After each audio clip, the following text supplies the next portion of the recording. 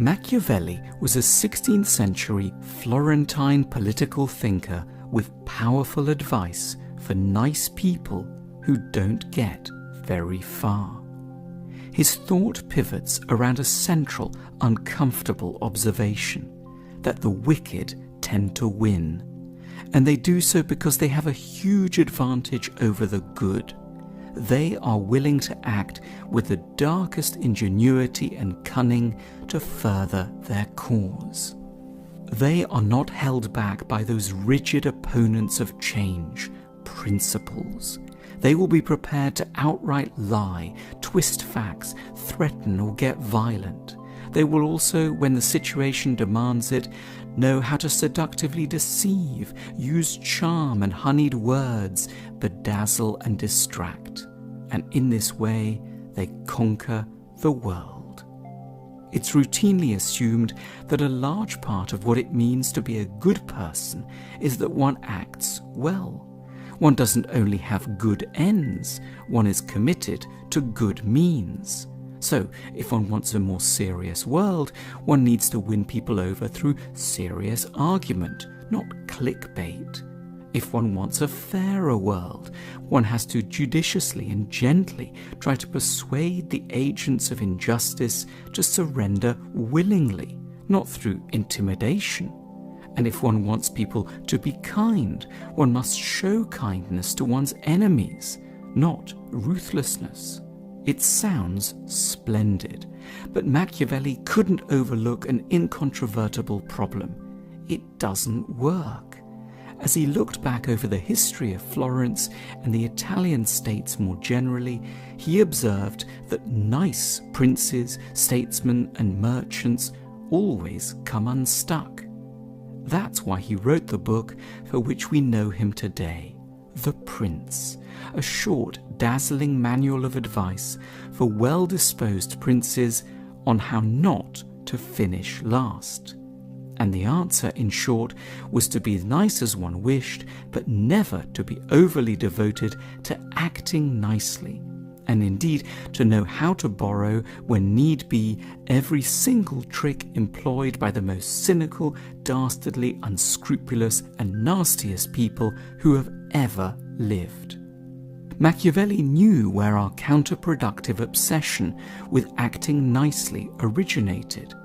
The West was brought up on the Christian story of Jesus of Nazareth, the very nice man from Galilee who always treated people well and wound up as the King of Kings and the ruler of eternity.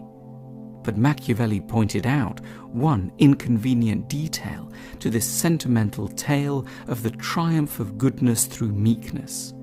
From a practical perspective, Jesus' life was an outright disaster. This gentle soul was trampled upon and humiliated, disregarded and mocked. Judged in his lifetime and outside of any divine assistance, he was one of history's greatest losers. The clue to being effective lies in overcoming all vestiges of this story. The prince was not, as is often thought, a guide to being a tyrant. It's a guide about what nice people should learn from tyrants. It's a book about how to be effective, not just good. It's a book haunted by examples of the impotence of the pure.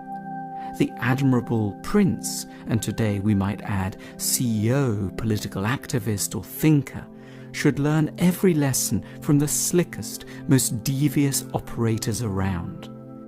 They should know how to scare and intimidate, cajole and bully, entrap and beguile. The good politician needs to learn from the bad one, the earnest entrepreneur from the slick one. We are all ultimately the sum of what we achieve, not what we intend. If we care about wisdom, kindness, seriousness and virtue, but only ever act wisely, kindly, seriously and virtuously, we will, Machiavelli warns us, get nowhere. We need to learn lessons from an unexpected source, those we temperamentally most despise. They have the most to teach us about how to bring about the reality we yearn for, but that they are fighting against. We need weapons of similar grade steel to theirs. Ultimately, we should care more about being effective than about being nobly intentioned. It's not enough to dream well. The true measure is what we achieve. The purpose is to change the world for the better, not reside in the quiet comforts of good intentions and a warm heart. All this Machiavelli knew. He disturbs us for good reason, because he probes us where we are at our most self-serving. We tell ourselves we didn't get there because we're a little too pure, good and kind. Machiavelli bracingly informs us we are stuck because we have been too short-sighted to learn from those who really know, our enemies.